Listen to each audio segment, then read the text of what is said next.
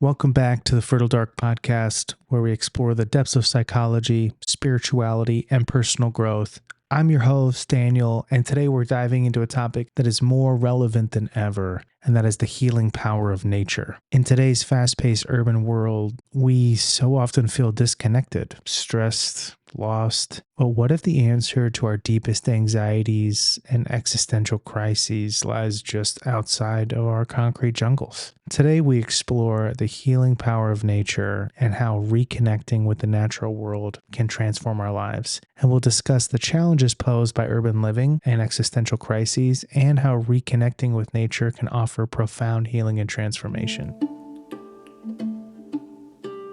Let's start by looking at the modern urban environment and its impact on our well-being. So often we refer to urbanized city life as living in a concrete jungle. Zoologist Desmond Morris, in his book The Human Zoo, actually argues that our cities more accurately resemble human zoos, where artificial conditions frustrate our natural behavioral needs. And he highlights issues like social isolation and environmental stress, which can actually lead to psychological distress. And in his book, Morris writes that in a zoo, the animal's natural behavioral needs are often frustrated by the imposition of artificial conditions. In a human zoo, the frustration is less physical, but can be just as damaging psychologically. These urban stressors connect with and tie in very closely with the existential crises that Irvin Yalom has studied and discussed in a lot of detail: isolation, freedom, meaninglessness, and mortality, all of which are exacerbated by city life. Now, despite these challenges, nature offers a powerful antidote, and numerous studies show that spending time in nature can significantly reduce stress, anxiety, and depression. One particularly fascinating study that was published in the World Journal of Biological Psychiatry that was titled "Spend Time Outdoors for Your Brain," an in-depth longitudinal MRI study, revealed some really groundbreaking insights. Researchers found that regular exposure to nature is linked to increases in brain areas associated with positive emotions and reduced activity in regions related to stress. And this research supports the concept of what's called biophilia, which suggests that humans have an innate connection to the natural world, and our ancestors lived closely with nature.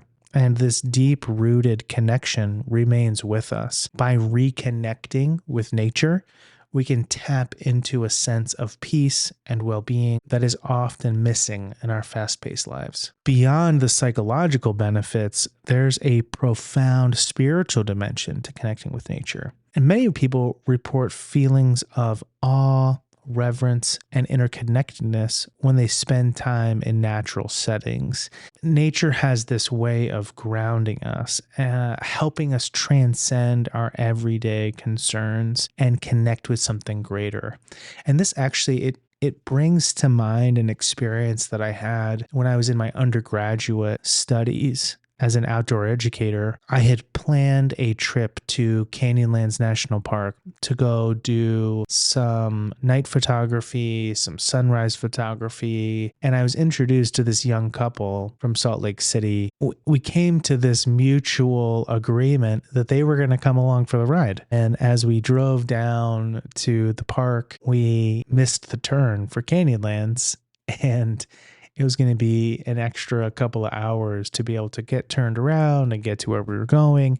And so we decided to just keep going and go with the plan B, which we came up with on the spot, which was to go to Arches National Park instead. We drive to Arches and we get there and decide, let's go hike Delicate Arch. It's iconic, it's beautiful, and it's this couple's first time in Arches. Let's really live it up. We drive to the trailhead. We've been driving for hours. We take a quick bathroom break. It's already dark outside at this point, and we meet up on the trailhead, all of our headlamps on. And for me, at least in the past, doing a lot of night sky photography, started to ritualize this experience a little bit. And what I would do is, once I've gotten out of my car and I'm all ready to go, I'll step onto the trailhead, turn my headlamp off, and look up at the night sky just for a little bit as a way to really soak in the moment and be fully present and allow myself to feel connected to not just the world around me, but even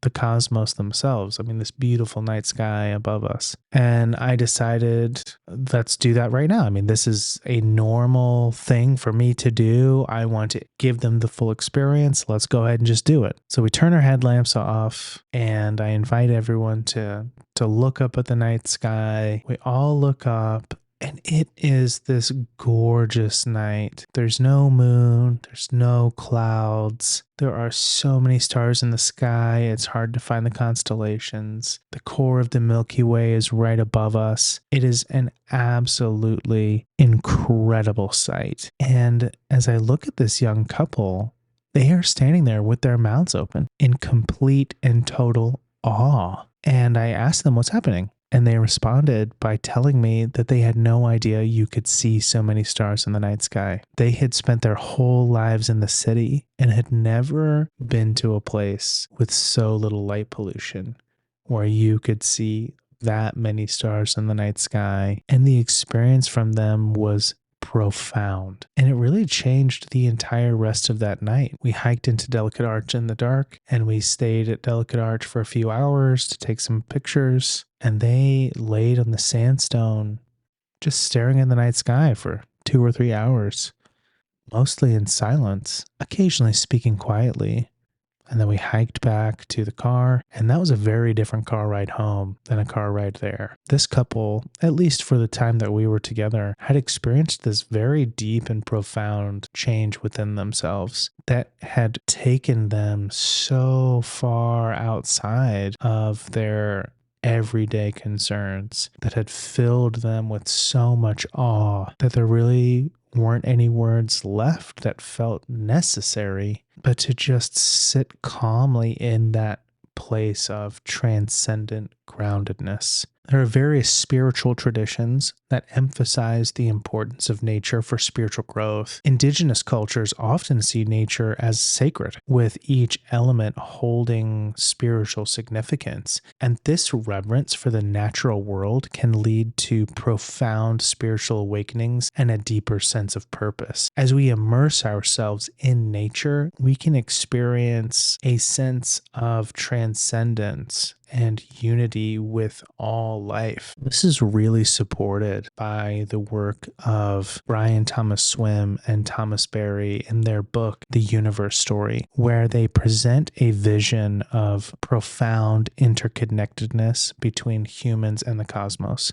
In the book, they describe humans as the universe becoming conscious of itself, which fosters a deep sense of belonging and spiritual renewal. And in the book, they write, "The universe is a communion of subjects, not a collection of objects. This perspective can lead to a deeper ecological awareness and a sense of sacredness toward the natural world." And there are really two things in here that I want to highlight. The first is the connection that they draw between humans and the cosmos. When we look up the definition of nature, there is an otherness to it. Nature is a thing that is other than human, as if to say humans are not part of nature. However, not only are we made of the same elements as everything else, but also humans as Homo sapiens are part of nature as members of the animal kingdom. So as we spend time in nature, not only does nature help us to heal what's within ourselves through the experience of just being there and being present, part of what is being healed is the relationship that we have to nature itself, where we realize that nature is us and we are nature. The second thing I want to highlight here from Swimme and Berry is this idea of subjects and objects. The universe as a communion of subjects implies that there is agency at work, there is consciousness at work. And we, as part of nature, can interact with that consciousness from a place of agency in a very profound way. And Bill Plotkin, in his book Nature and the Human Soul, really takes this idea further by exploring how nature serves as a mirror for the soul. He introduces the concept of soul initiation, which is a transformative journey of self-discovery facilitated by nature-based practices like vision fasting and deep imagination. And Plotkin emphasizes that nature can catalyze profound insights and foster soulful connections when he says that the soul is the wild, mysterious, and divine aspect of the human being. And it's important to realize that when we are talking about soul, this wild, mysterious, and divine aspect of the human being, as we work to access that part of ourselves through nature-based practices, we are able to discover a deep purpose rooted within our souls, connected to the world around us, natural as well as within our community, which Bill Plotkin refers to as our unique ecological niche. It is our unique place within our personal ecology within the world around us. And this is something that we'll talk about more in detail and depth in future episodes. It's so important for us to allow ourselves to not only acknowledge when we have this question of why am I here, but also to allow ourselves the freedom of discovering the answer to that question. This is very much tied to the existential crises that we discussed earlier. This existential crisis of meaninglessness, of finding that deeper sense of meaning in life and in our community, of feeling connected to each other from this very purposeful place, and not just to each other, but also to the place in which we are currently located. And this has been an aspect that has been very difficult for me personally, that I've had to do a lot of work with.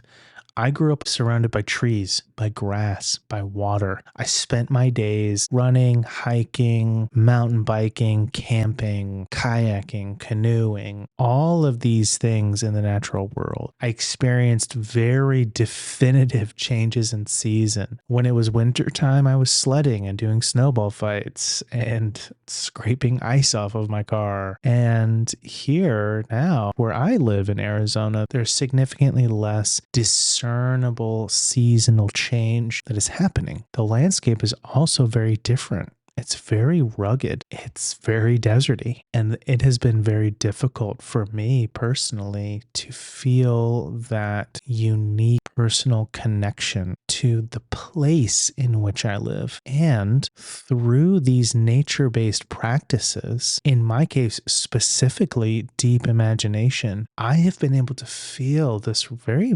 profound connection to the place where I am, not just the people that I am around. In addition to Bill Plotkin, we also have eco-psychology and ecotherapy, which align very closely with these ideas, also recognizing that there is a reciprocal relationship between human well-being and the natural world. And ecotherapists implement nature-based interventions such as wilderness therapy and nature-based rituals, which enhance psychological resilience and promote emotional healing. Now, I'd like to explore some practical ways that we can facilitate connecting with nature. First is called forest bathing. This is a Japanese practice which involves immersing yourself in a forest atmosphere. And studies have shown that forest bathing can lower blood pressure and reduce cortisol levels and improve overall mood. Dr. Ching Li, author of Forest Bathing: How Trees Can Help You Find Health and Happiness, has extensively researched these benefits. He emphasizes that spending time among trees can significantly boost our immune system and our overall health. And it's a very simple practice. Find a forested area, you walk slowly, you breathe deeply, and you engage your senses as much as possible. The next practice is mindfulness and meditation in nature. Practicing meditation in nature can be incredibly grounding and restorative, and techniques such as mindfulness, grounding, and sensory awareness can be enhanced by the natural environment. For example, you can practice mindfulness by focusing on the sounds of birds, or the rustling of leaves, or the feeling of the earth beneath your feet. There are a lot of people that I know who, when they have a few moments or they're feeling a little dysregulated, will take off their shoes,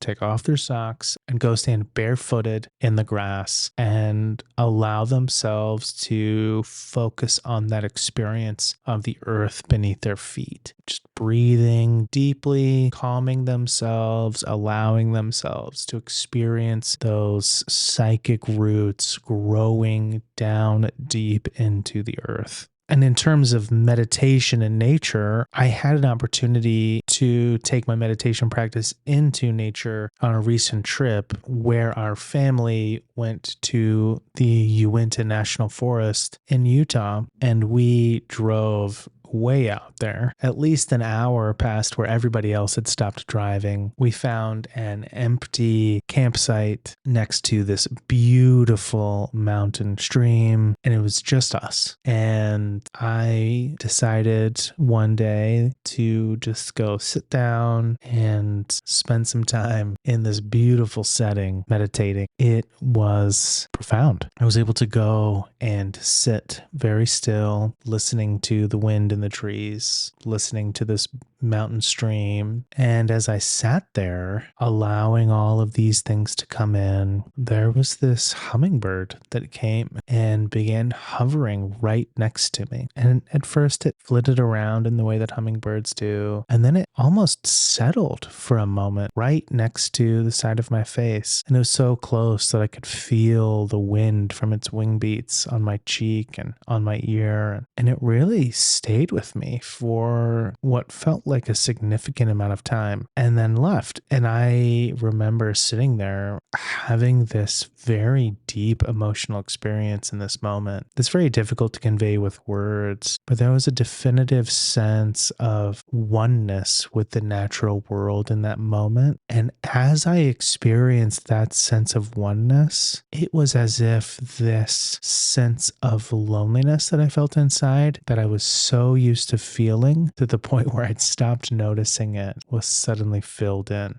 And I felt very emotional and very moved by this experience. And yes, it sounds very simple and also deeply moving in a way where years later I still reflect on it. Another practice to help us connect to nature is ecotherapy. This therapeutic approach integrates nature into the healing process. So ecotherapy can involve activities like gardening, hiking, or simply spending time in a natural setting. And therapists use these nature-based interventions to support emotional and psychological healing, which can also help individuals reconnect with nature and foster a sense of belonging and wholeness. I also want to look at some soulcraft practices. The first is vision fasting, which involves spending several days alone in a natural setting without food. And this practice can lead to profound insights and a deeper connection to one's inner self and the natural world. When we talk about this deeper connection to one's inner self in the natural world, we're leading into the next practice, which is soul encounter. And this involves seeking a deep, transformative experience in nature that connects one with their soul's purpose. When we talk about soul purpose, we're talking about the unique ecological niche that all of us bring into the world. Soul encounter often includes solo time in wilderness areas where individuals reflect on their life journey and listen for guidance from the natural world. Remember, we're a communion of subjects, not a collection of objects. And so there is learning and guidance that we can receive from the natural world. The next practice is deep imagination. It can be done indoors as well as outdoors. In this instance, we are using the natural world as a canvas for imaginative exploration, and this practice encourages individuals to engage with nature through storytelling, myths, and dreams. Specifically, it helps in accessing inner wisdom and fostering a deeper connection with the environment. And we're going to tackle deep imagery in a future episode. I'm currently working on getting a special guest for that episode. And so let's all keep our fingers crossed that that will happen. The last practice I want to highlight are nature-based rituals and ceremonies. We engage with natural elements such as fire, water, earth, and air to evoke deep spiritual experiences. These rituals honor the rhythms and cycles of nature and foster a sense of connection with the larger web of life. And by incorporating these practices, we can deepen our relationship with nature and promote holistic well-being and personal growth. One last thing that I feel is important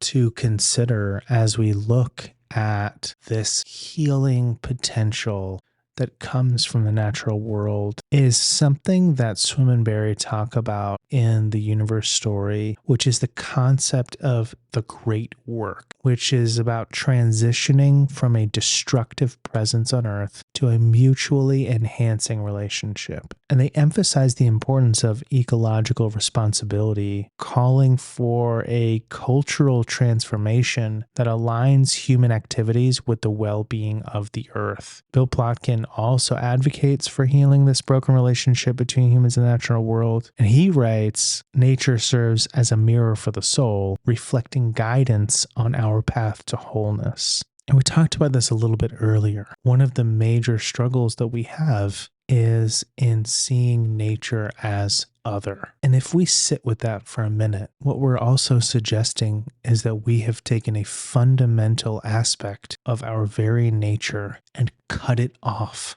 And we need to not just heal those other pieces of ourselves. We need to heal the relationship with nature. Part of our path to wholeness is becoming whole in our relationship with the earth. And by cultivating respect and reverence for nature, we can also heal societal and personal wounds. Today, we've explored the healing power of nature and how it can help us overcome the challenges of urban living and existential crises. We've also seen how integrating nature-based practices can support our psychological and spiritual well-being. I encourage you to spend more time in nature and explore the practices we've discussed. And in upcoming episodes, we'll continue to delve into topics that support our growth and well-being. Thank you so much for joining me on this journey into the healing embrace of nature. Don't forget to subscribe, rate, and review The Fertile Dark on your favorite podcast platform. And remember, the path to healing and transformation often begins just outside your door in the embrace of nature. May you find solace, inspiration, and renewal in the natural world. And until next time, keep delving deep and embracing the journey.